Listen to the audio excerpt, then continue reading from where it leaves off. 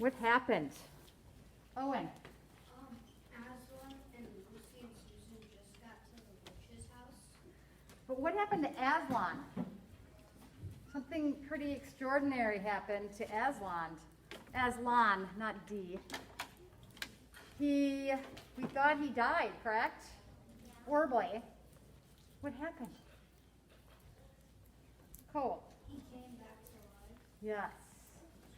Let's review that. Why did he come back to life? The witch forgot a very important thing about the magic. Trying to find that.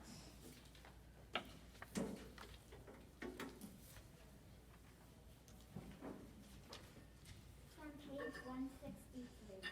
Thank you. I just was right there. All right.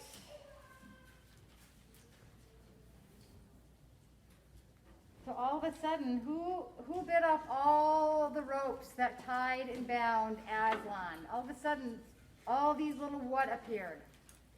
Emma.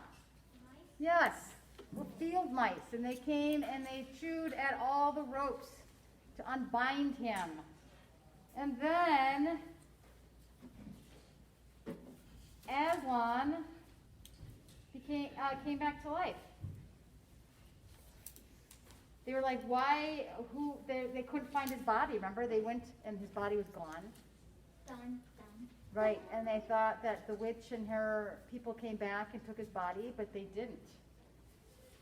And Aslan was alive, and it says, Susan and Lucy are like, what does this all mean? It means, says Aslan, that though the witch knew the deep magic, there is a magic deeper still, which she did not know. Her knowledge goes back only to the dawn of time.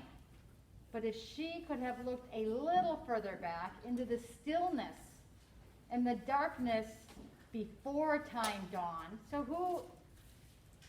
who was alive before the dawn of time?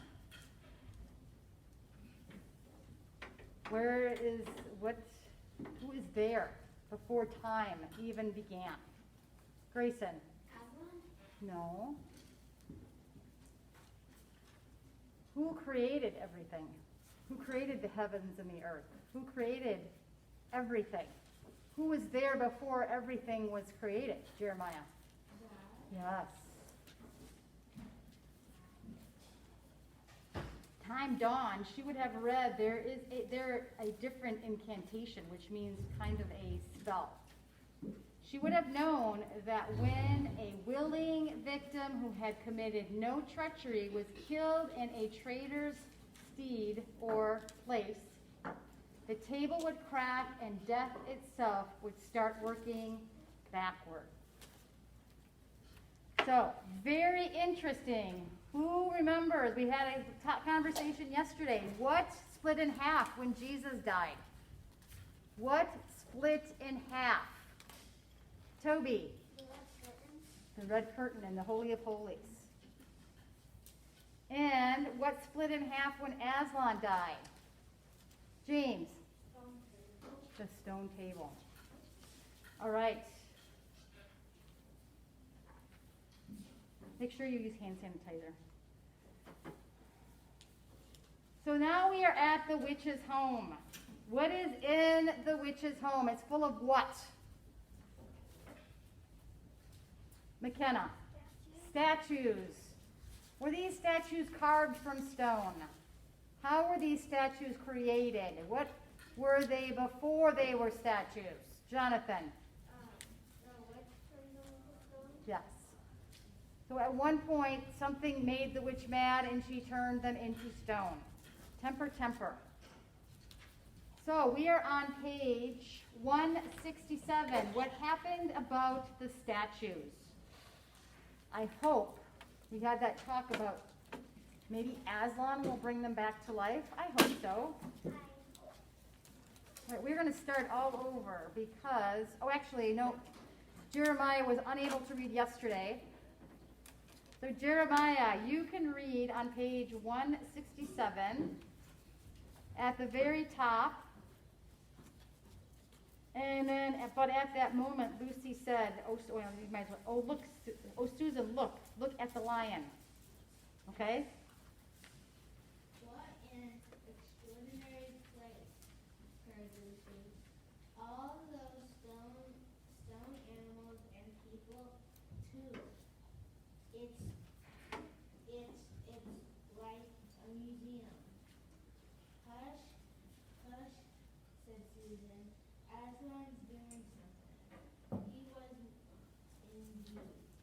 He had bounded up to the stone lion and breathed on him.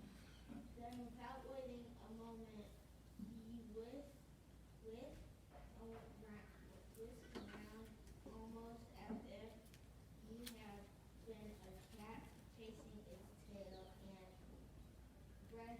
Breathed also. breathed also on the stone dwarf, which, as you remember, was standing a few feet from the lion with his back to it. Then he pounced on its tail, Tall, stone dryad, which stood beyond the door, turned rapidly aside to deal with a stone rabbit on his right, and rushed on to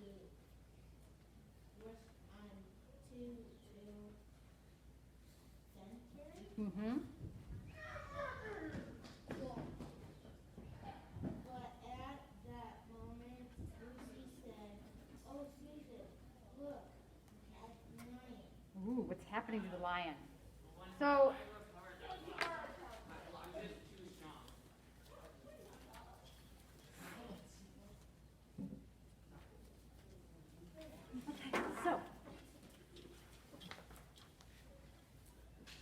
so Aslan's running around. What is he doing? What is he doing to the statues? He's running around very quickly doing what? James? Yeah, he's breathing on them. All right, now I'm going to, Caroline.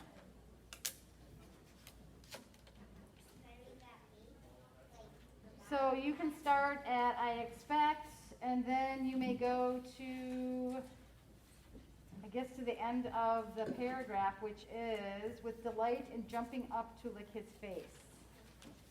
Oh, Susan, look at the lion. I expect to see someone put a light mat to a bit of newspaper which is propped up in a gate against an fire.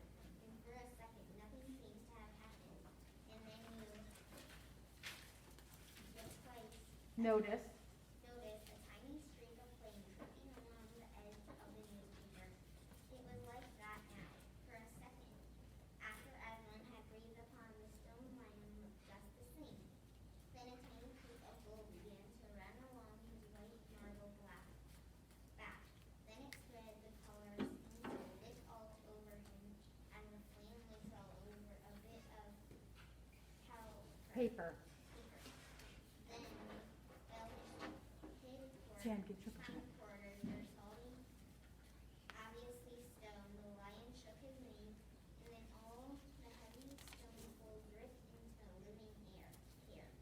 Then he opened a great red mouth, warm and living, and gave a Prodigious. prodigious yawn. And now his hind legs had come to life. He lifted one of them and scratched himself. Then, having caught sight of Aslan, he went bounding after him and frisking round him with whimpering with delight and jumping up to lick his face. Aww. So, Aslan is bringing the statues back to life, which is so exciting. All right, now I'm starting over. Very good. Yes, Em. That reminds me when Jesus made the other people come back to life when they were dead. Right. Exactly. All right, now, Luke, you may read, oh boy, these are big paragraphs. I guess you're gonna just read to the bottom of page 168 and end where it says dwarfs. Okay. Of course the children's eyes turned to follow the lion, but the sight they saw was so wonderful that they soon forgot about him. Everywhere the statues were coming to life. The courtyard looked creatures were running after Aslan and dancing. Instead of all the deadly light, the courtyard was now a blaze of colors. Glossy chestnut sides of Centaurs. Indigo. indigo horns of unicorns, dazzling plumage of birds, reddy brown of foxes, dogs, and Satyrs. satyrs, yellow stockings, and crimson hoods of dwarfs. And birch girls and silver and beech girls and fresh transparent green and the larch girls in green so bright that it was almost yellow. And instead of the deadly silence, the whole place rang with the happy sound of roaring, braying, yelping, barking, squealing, cooing, neighing, stamping, shouts, hoorays, songs, and laughter. A much happier place. All right, Emmy, you may read to, let's see, start with O and then end with the end of that paragraph where it says, the rest of him will follow. Oh, Susan, in a different tone. Look, I wonder, is it safe? Lucy looked and saw that Aslan had just leaped on the feet of the stone giant. It's all right, shouted Aslan. Aslan Joyously. joyously. Once the feet of his right, the rest of them Will follow. So he's bringing a giant back to life. That'd be a little scary. Wonder how tall this giant is. That's what I'd like to know. All right, so there's a lot of creatures that are extremely happy. Who else is happy? Who else is happy? It just said that he answered joyously. Cole. Aslan. All right. Cole. So you may read the next paragraph, starting at that and ending his eyes and said. That wasn't exactly what I meant, whispered Susan to Lucy, but it was too late to do anything about it.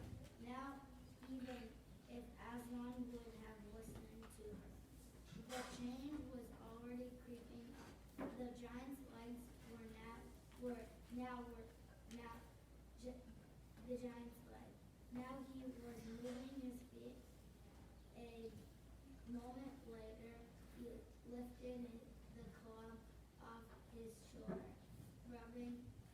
rubbed his eyes and said, All right. Emma, you may read to, let's see. Let's just read to the bottom of the page. Bless me. I must have been asleep. Now, where's that rabbit little wolf that was running about on the grass? Somewhere just by my sleeping place. But when everyone shouted up to him to explain what had really happened, and when the giant had put his hand to his ear and got him to repeat it all again, so that at last he understood. Then he bowed down till his head was next to the Okay. Oh my, look at everybody so happy. Olivia, you may read at the bottom of the picture. off the top of the haystack and touched his cap of cedar boots as one beaming all over his honest ugly face. Giants of any stock are now so rare in England, and so few giants are good-tempered that 10 10 to to 1 1. have never seen a giant when his face is beaming. It's a sight worth looking at. What does it mean, giant, when his face is beaming? Your face is beaming. What does that mean? Does it mean it's lit up? Or what does that mean? Let me have a guess. Caroline. Yeah, he's happy. He's smiling. And apparently all giants are not all that happy. I don't want to meet a grumpy giant. I don't want to meet a giant, period. All right, Grayson. You may read that first paragraph now for the inside and concealed on 171. Now for the inside of this house, said Aslan. Look alive, everyone, upstairs and downstairs and in my lady's chamber. Leave no corner you never Unsearched. You never know where some poor prisoner may be. Concealed, which means hidden. So Aslan is asking for everyone to just go and look throughout the house for statues because he wants to make sure he doesn't leave anyone behind. That would be very sad. So they're going to go around and try to find all the prisoners. James. All right, you may read the next paragraph. Starting and into the interior, and Lucy came rushing upstairs, shouting out. And into the interior they all rushed, and for several minutes the whole of that dark, horrible, musty old castle echoed with the opening of windows and with everyone's voices crying out at once. After this, the Dungeons. and again, It says, give us a hand. give us a hand with the door. Here's another little winding stair. Oh, I said, here's a forking roof. Call Aslan, you. How it smells in here. Look out for the trap doors up here.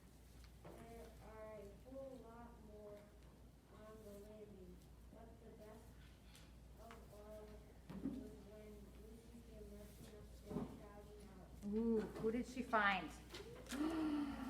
Who did she find? You might as well read that, James. Aslan, I found Mr. Thomas. Oh, you come quickly. Yay! Mr. Tumnus has been found.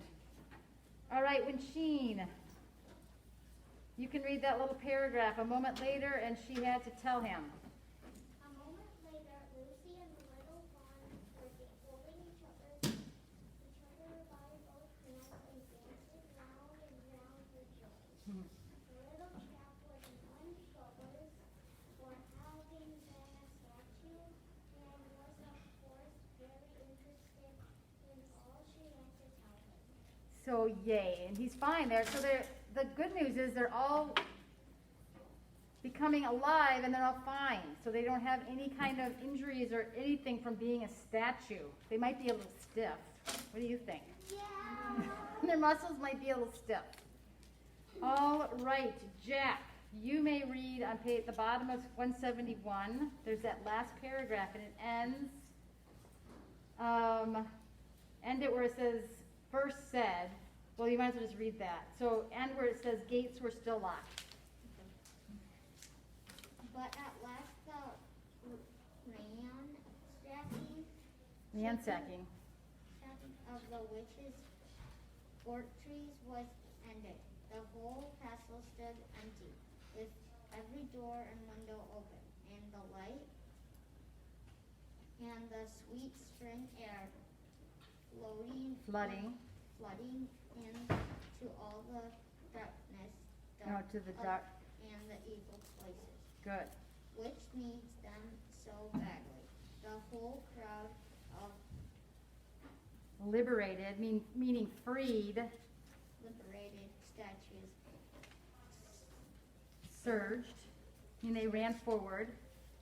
back into the courtyard, and it was then that someone, Communists, I think. I think, first said, "But how are we going to get out?" For Aslan had got in by a jump. The gates were still up. Oh dear. So the gates are still locked. How are they going to get out? Oh dear. Tessa. So you may read from That'll Be All Right to Let Us Out of This, will you? Yes.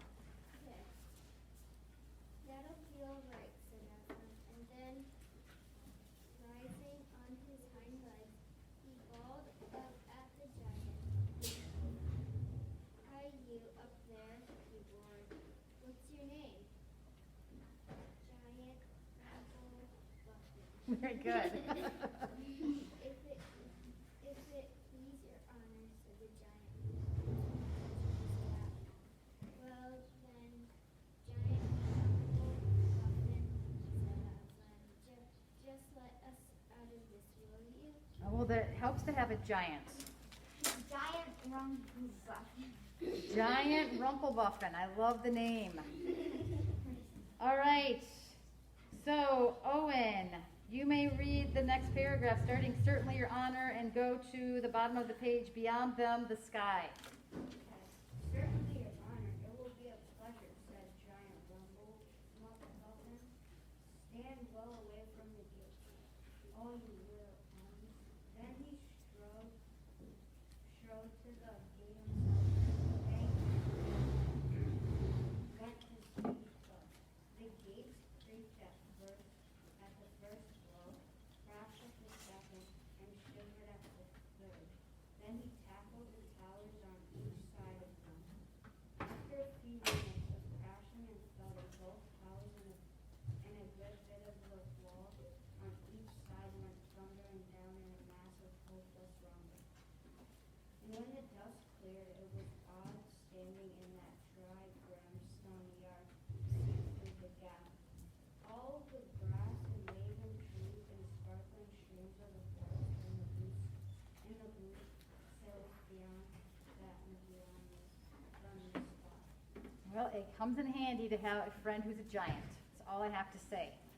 He had no problem getting rid of the wall. It reminds me of Grap in Harry Potter. Yes. Oh, Emma Bloom, you may read, start where blowed if I ain't all in a muck sweat. Okay, that's what the giant, how he talks. So you may start there and end where it says as far as she could reach. Okay. Blow if I ain't all in a muck sweat, said the giant, puffing like the largest railway engine. Comes of being out of condition. I suppose neither of you young ladies have such a thing as a pocket Handkerchief. handkerchief about you? Yes, I have, said Lucy, standing on her tiptoes and holding her handkerchief up as far as she could reach. So a handkerchief is like a little piece of cloth that instead of using a Kleenex, they use that. And then they would put it back in their pocket. So I'm glad that we don't have those anymore. So how effective do you think Lucy's little handkerchief is going to be for the giant? Not very effective, but I guess it's better than nothing. Yes, Grayson. Rumblebuffin is sort of like another giant name in one of the video games I play. Oh. And in the video game, his name is Ganondorf. Ganondorf? That's kind of like Gandorf from the Three Rings. Very fun. I like the name, Rumplebuffin. Yeah. That is a great name for a giant. Giant is kind of like, to me, I forgot his name, but he's in Harry Potter. Grap? That was Forgot his name. Grop is, are you talking about a giant? Like the one that was in the woods? No, in the first book. Oh, the troll, the mountain troll. Yeah. Ugh. Yeah, he was creepy. I remember my hair stuck in one of his. Yeah, that was gross. All right, McKenna. You may read the next paragraph starting, thank you, Missy, and then handkerchief, where you can end.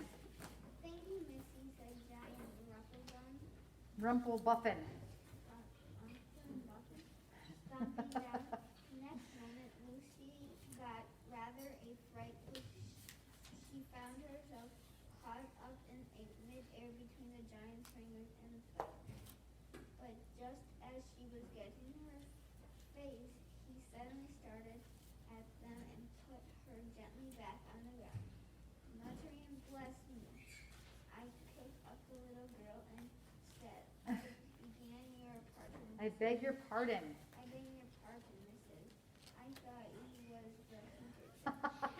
The way he says that. Oh my goodness. Good thing you realized that Lucy was not the handkerchief. Oh. Ew, that might have been a little awkward. Sam, you need to focus on what we're doing. Open your book to page 173, and we are focusing on that.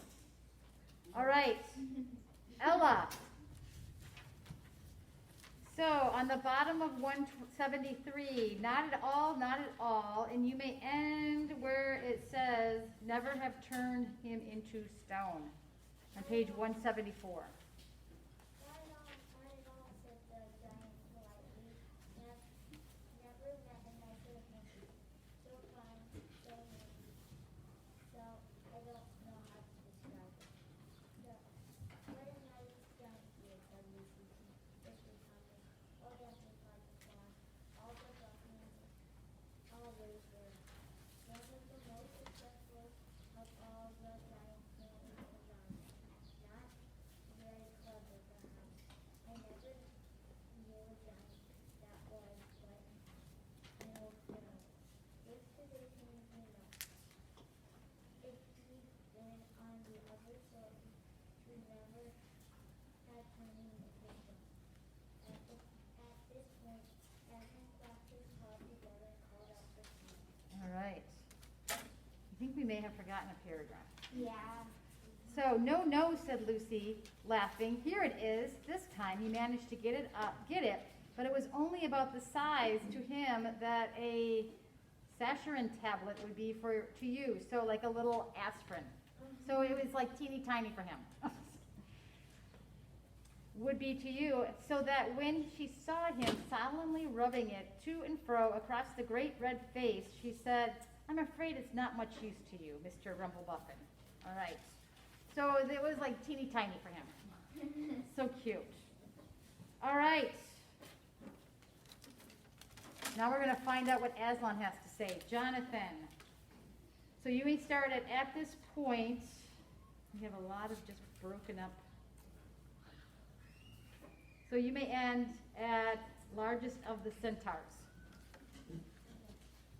At this point, Aslan clapped his hands together. Clapped is what? Uh, There you go. together and called the sun. Our day's work is not over, he said, and if the wind is to be finding the kingdom before bedtime, we must find the battle at once. And no, that is the largest of the centaurs. Ooh, so they're going to go find the battle. Yay! Toby, you may read the next paragraph, ending at look lively and sort yourselves. Starting at, of course, said Aslan. Of course, said Aslan. And now, those Damn, who can't get your book open. keep up that is killed in blood, and small animals will set on top of those who can camp. That is lions, saber-toothed unicorns, horses, giants, and eagles. Those who are good with business come in the front with the lions to smell out where the battle is. Look lively and sort yourselves. All right. You would think that they'd be able to hear the battle too. All right, so Helen, you are going to read next. You're going to read at the bottom of 174 and then just end on 175 that says that steadied him a bit. And with a great deal of bustle and cheering, they did the most. They did. They did the most pleased of the lot was the other lion who kept running about everywhere, pretending Mm-hmm. to be very busy, but really in order to say to everyone he meant, did you hear what I said? What he said. He said, us lions, that mean him, that means him and me, us lions, that what I like about Aslan, no side, and, wait, no side, no standoff. No standoffishness. Does anybody know what that means? What does it mean to be standoffish? Go ahead. Caroline. Okay, what does it mean to be standoffish? It means, oh, Helen. Like, paying a lot of attention. No, it's almost the opposite. Luke. Paying not that much attention. Yes. If you're standoffish, that means you just don't really care about other people. Often you're prideful and you really don't care what other people are doing or what other people think. And he's saying Aslan is not like that at all. He is the king and he wants this other lion to come up to the front of the line with him. So the other lion is feeling really excited. Yes. Like the two sisters in the rough-faced girl.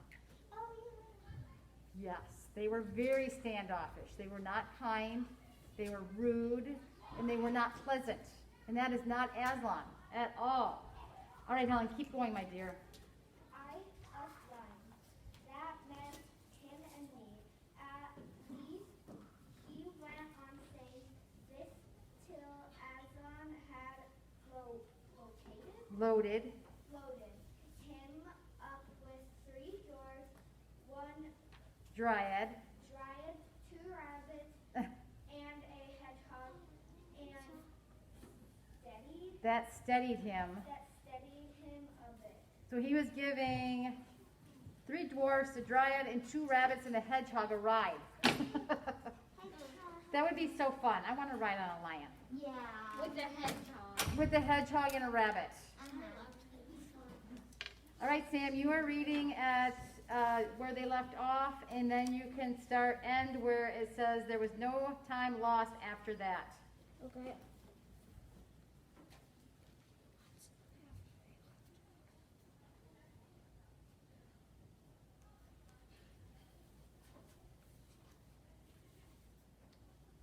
We are on page 175. I'm on page 175. When all were ready, I know. at the top. Yeah. Oh. When all were ready, it was a big Sheepdog. sheepdog, who actually helped Aslan most in getting them sorted into their proper order. They set out through the gap in the castle wall. At first, the lions were dogs, And dogs. and dogs were noisy about in all directions. But then suddenly one great hound picked up the scent and gave a bay. Meaning he howled. There was no time lost after that. Okay, so if you can envision this, the lions and the dogs are all snuffling around trying to pick up a scent. And the hound dog picked up a scent and howled, and then they all knew exactly where to go. All right, very good. Christian. So you may start soon all the dogs and lions, and you may go to, trying to break this up because one huge paragraph, where it says, awful roar of Aslan himself. Okay? Soon all the dogs, wait, Yep, soon all the dogs and lions. soon all the dogs and lions and wolves and other hunting animals were going at full speed with their noses to the ground, and all the others Streaked. straight out for about half a mile behind them, were following as fast as they could. The noises were like a English fox hunting, only better because every now and then, with the music of the hound, would mix the roar of the other lion, and sometimes the Far deeper. far deeper and more awful roar of Aslan himself. Oh boy. Faster and faster they went as the scent became easier and easier to follow. And then, just as they came to the last curve in a narrow, winding valley, Lucy heard above all these noises another noise, a different one, which gave her a queer feeling inside. It was a noise of shouts and shrieks and the clashing of metal against metal. What is that a sound of? What are they hearing? Tyson, The sound of battle. the sound of battle. Would not be a fun sound to hear. Then they came out of the narrow valley, and at once she saw the reason. There stood Peter and Edmund and all the rest of Aslan's army fighting desperately against the crowd of horrible creatures whom she had seen last night. Only now, in the daylight, they looked even stranger and more evil and more deformed. There also seemed to be far more of them. Peter's army, which had their backs to her, looked terribly few, and there were statues dotted all over the battlefield. So apparently the witch had been using her wand, but she did not seem to be using it now. She was fighting with her stone knife. It was Peter she was fighting, both of them going at it so hard that Lucy could hardly make out what was happening. She only saw the stone knife and Peter's sword flashing so quickly that they looked like 3 knives and 3 swords. That pair were in the center, and each side the line stretched out. Horrible things were happening wherever she looked. "Off my back, children," shouted Aslan, and they both tumbled off. Then, with a roar that shook all Narnia from the western lamppost to the shore of the eastern sea, the great beast flung himself upon the white witch. Lucy saw her face lifted toward him for 1 second with an expression of terror and amazement. Why do you think she was amazed? Here's Aslan, so what? What's the big deal? What happened? Jonathan.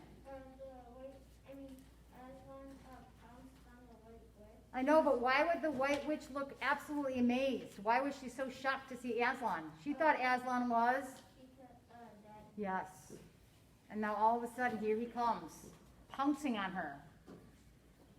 That'd be terrifying. Then lion and witch had rolled over together, but with the witch underneath, and at the same moment, all warlike creatures whom Aslan had led from the witch's house rushed madly at the enemy lines. Dwarfs with their battle axes, dogs with their teeth, the giant with his club, and his feet also crushed dozens of the foe. Unicorns with their horns, centaurs with swords and hooves, and Peter's tired army cheered.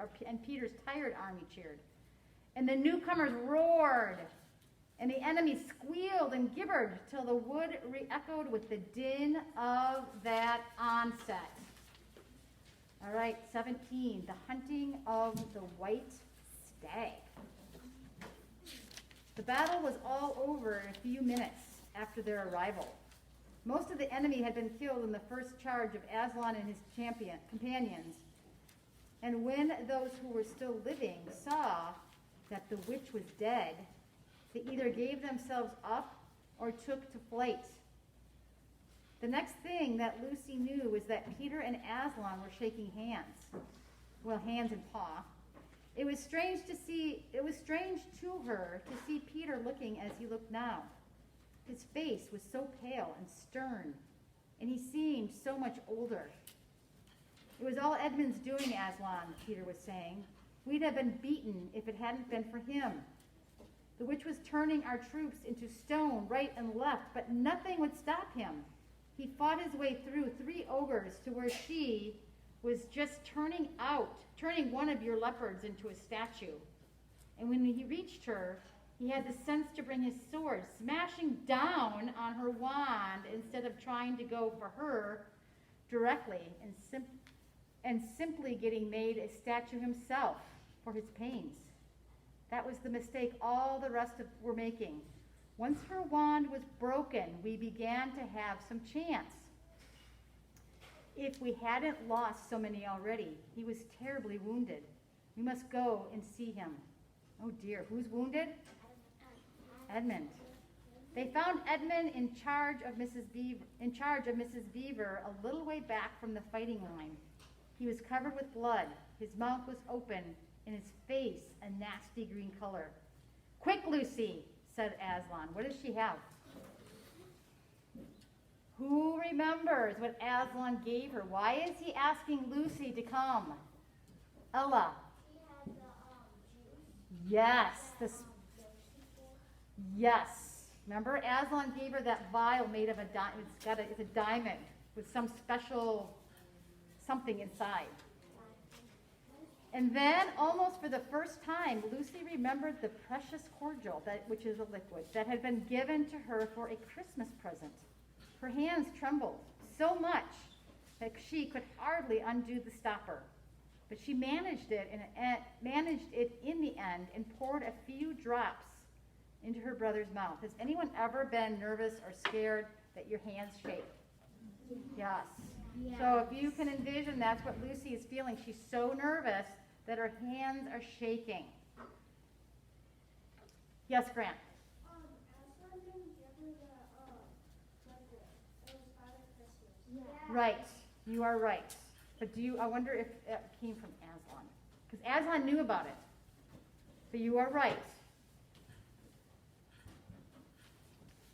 There are other people wounded, said There are other people wounded, said Aslan, while she was still looking eagerly into Edmund's pale face and wondering if the cordial would have any results. Yes, I know, said Lucy crossly. Wait a minute. Daughter of Eve, said Aslan in a graver voice. Others also are at the point of death. Must more people die for Edmund? I'm sorry, Aslan, said Lucy, getting up and going with him. And for the next half hour, they were busy. She attending to the wounded, while he restored those who had been turned into stone. When at last she was free to come back to Edmund, she found him standing on his feet, and not only healed of his wounds, but looking better than he had seen him look. Oh, for ages, in fact, ever since his first term at that horrid school, which was where he had begun to go wrong. He had become his real old self again, and could look you in the face, and there on the field of battle, Aslan made him a knight. Does he know, whispered Lucy to Susan, what Aslan did for him? Does he know what the arrangement with the witch really was? Hush, no, of course not, said Lucy. Oughtn't he be told? Said Lucy. Oh, surely not, said Susan. It would be too awful for him. Think how you'd feel if you were he. All the same, I think he ought to know, said Lucy. But at that moment, they were interrupted. That night they slept where they were. How Aslan provided food for them, all I don't know. But somehow or other, they found themselves all sitting down on the grass to a fine high tea. What does that remind you of? Who fed 5,000 from a few fish and some bread? James. Peter? Helen. Yes. Remember the feeding of 5,000? They were all watching or listening to Jesus, and his 12 were like, Jesus, you need to send them home so they can eat.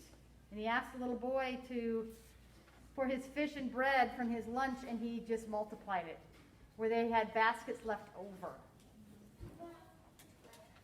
So it kind of reminds me of that, does it not you? That evening after tea, I missed something.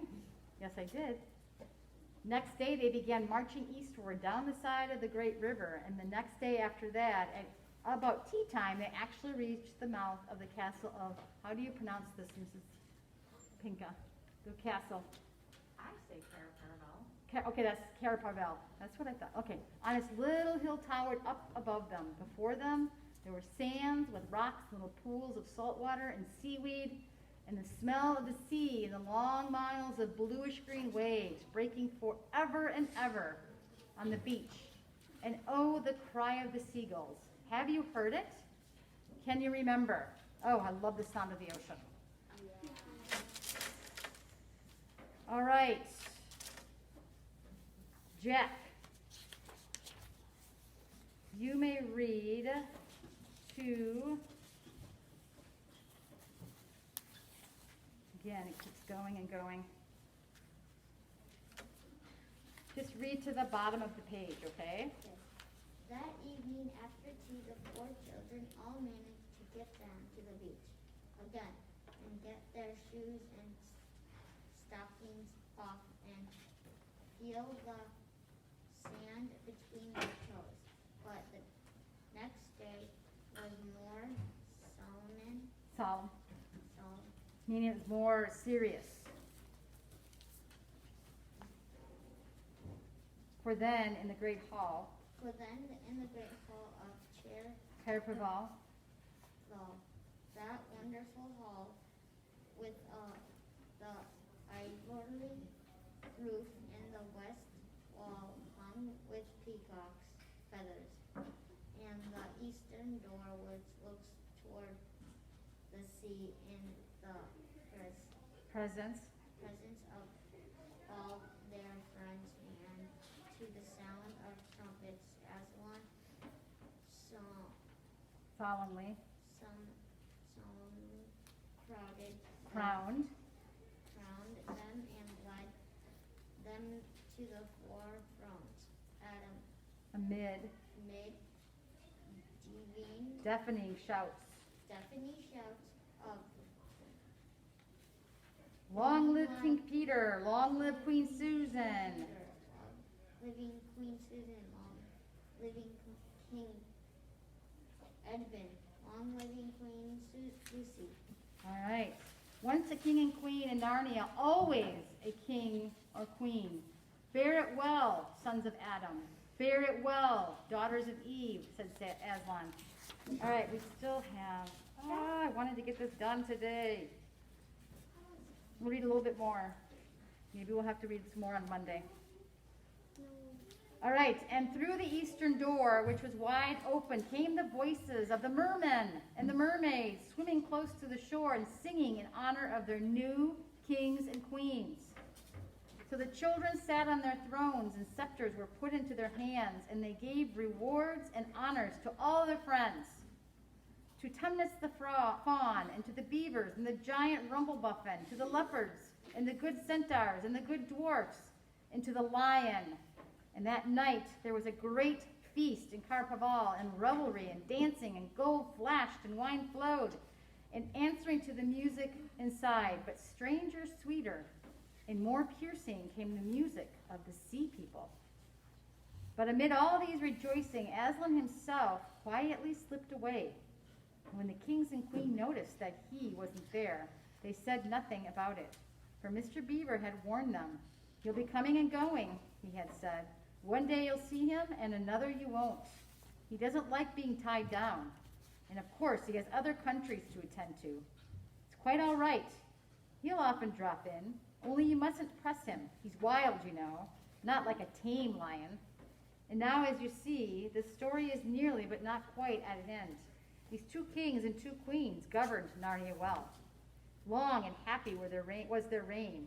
At first, much of their time was spent in seeking out the remnants of the White Witch's army and destroying them. Indeed, for a long time, there would be news of evil things lurking in the wilder parts of the forest. A haunting here and a killing there, a glimpse of a werewolf one month, and a rumor of a hag the next, which is a witch. But in the end, all that foul brood was stamped out, and they made good laws and kept the peace and saved good trees from being unnecessarily cut down, and liberated young dwarfs and young satyrs from being sent to school, and generally stopped busybodies and interferers and encouraged ordinary people who wanted to live and let live. And they drove back the fierce giants, quite a different sort than giant Rumpelbuffen, on the north of Narnia, when they ventured across the frontier. And they entered into friendships and alliances with countries beyond the sea, and paid visits of the state and received visits of state from them. And they themselves grew and changed as the years passed over them. And Peter became a tall and deep-chested man and a great warrior. And he was called King Peter the Magnificent. And Susan grew into a tall and gracious woman with black hair that fell almost to her feet. And the kings of the countries beyond the sea began to send ambassadors asking for her hand in marriage. And she was called Susan the Gentle. Edmund was a graver and quieter man than Peter, and great in counsel and judgment. He was called King Edmund the Just. But as for Lucy, she was always gay or happy and golden-haired, and all the princes and all the parks desired her to be their queen. And her own people called her Queen Lucy the Valiant. So they lived in a great joy, and if ever they remembered their life in this world, it was only as one remembers a dream. And one year it fell out that Mr. Tumnus, who was a middle-aged fawn by now and beginning to be stout, came down the river and brought them news that the white stag had once more appeared in their parts. The white stag who would give you wishes if you caught him. So these 2 kings and 2 queens, with the principal members of their court, rode a hunting with the horns and hounds to the western woods to follow the white stag. And they had not hunted long before they had a sight of him. And he led them to a great pace over rough and smooth and through thick and thin, till the horses of all the courtiers were tired out, and only these 4 were still following. And they saw the stag enter a thicket where their horses could not follow. Then said King Peter, for they talked in quite a different style now, having been kings and queens for so long, "Fair consorts, let us now alight from our horses and follow the beast into the thicket. For in all my days I never hunted a nobler quarry." "Still," said the others, "even so let us do." "Or, sir," said the others, "even so let us do." So they alighted and tied their horses to the trees and went on into the thick wood on foot. And as soon as they had entered it, Queen Susan said, "Fair friends, here is a great marvel, for I seem to see a tree of iron." "Madam," said King Edmund, "if you look well upon it, you shall see it is a pillar of iron with a lantern set on the top thereof." Where is it? Where are they? When Sheen. At the waterfall? At the what? At the waterfall? They're at the lantern. "By the lion's mane, a strange device," said King Peter, "to see a lantern here where the trees cluster so thick about it and so high above it, that if it were lit, it should give light to no man." "Sir," said Queen Lucy, "by livelihood, when the post and the lamp were set here, there were smaller trees in the place, or fewer or none. For this is a young wood, and the iron post is old." And they stood looking upon it. Then said King Edmund, "I know not how it is, but this lamp on the post worketh upon me strangely. It runs in my mind that I have seen the like before, as if it were in a dream, or in a dream of a dream." Sir, answered they all, it is even so with us. And more, said Queen Lucy, for it will not go out of my mind that if we pass this post and lantern, either we shall find strange adventures, or else some great change of our fortunes. Madam, said King Edmund, the like foreboding stirreth in my heart also. And in mine, fair brother, said King Peter, and in mine too, said Queen Lucy. Wherefore, by my counsel, we shall lightly return to our horses and follow this white stag no longer. Madam, said King Peter, therein I pray thee to have me excused, for never since we four were kings and queens in Narnia have we set our hands to any high matter, as battles, quests, feats of arms, acts of justice, and the like, and then given over, but always what we have taken in hand, the same we have achieved. Sister, said Queen Lucy, my royal brother speaks rightly, and it seems to me we should be shamed if for any fearing or foreboding we turn back from following so noble a beast as now we have it in chase. And so I say, said King Edmund, and I have such desire to find the signification of this thing, that I would not by my good will turn back for the richest jewels in all of Narnia and all the islands. Then, in the name of Aslan, said Queen Susan, if ye will have it so, let us go on and take the adventure that shall fall to us. So the kings and queens entered the thicket, and before they had gone a score of paces, they all remembered that the thing they had seen was called a lamppost. And before they had gone 20 more, they noticed that they were making their way through branches. They were not making their way through branches, but through coats. Where are they? Owen. In the wardrobe? Yes. And the next moment, they all came tumbling out of the wardrobe door into the empty room. And they were no longer kings and queens in their hunting array, but just Peter, Susan, Edmund, and Lucy in their old clothes. It was the same day and the same hour of the day on which they had gone into the wardrobe to hide. Mrs. Macready and the visitors were still talking in the passage, but luckily they had never came into the empty room, and so the children weren't caught. And that would have been the very end of the story if it hadn't been that they felt they really must explain to the professor why 4 of the coats out of the wardrobe were missing. Why were they missing? James. Because they took them off and That's right. Remember they put the coats on when they first got into Narnia? that was a while ago. Yes, Professor, who was a very remarkable man, didn't tell them not to be silly or not to tell lies, but believe the whole story. No, he said, I don't think it will be any good trying to go back through the wardrobe door to get the coats. You won't get into Narnia again by that route. Nor would the coats be much use by now if you did, eh? What's that? Yes, of course you'll get back to Narnia again someday. Once a king in Narnia, always a king in Narnia. But don't go trying to use the same route twice. Indeed, don't try to get there at all. It'll happen when you're not looking for it. And don't talk too much about it, even among yourselves. And don't mention it to anyone else you find that had adventures of the same sort themselves. What's that? How will you know? Oh, you'll know, all right. Odd things, they say. Even their looks will let the secret out. Keep your eyes open. Bless me, what do they teach them at these schools? And that is the very end of the adventure of the wardrobe. But if the professor was right, it was only the beginning of the adventures of Narnia. Bravo! So I have a question. Do you think the professor was in Narnia?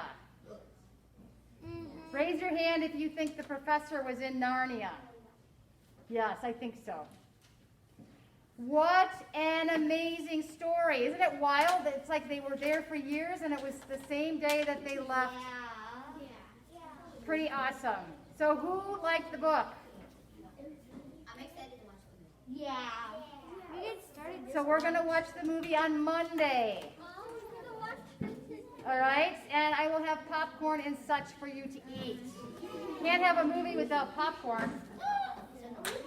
And I have a ton of candy, so maybe candy as well. That's illegal to have a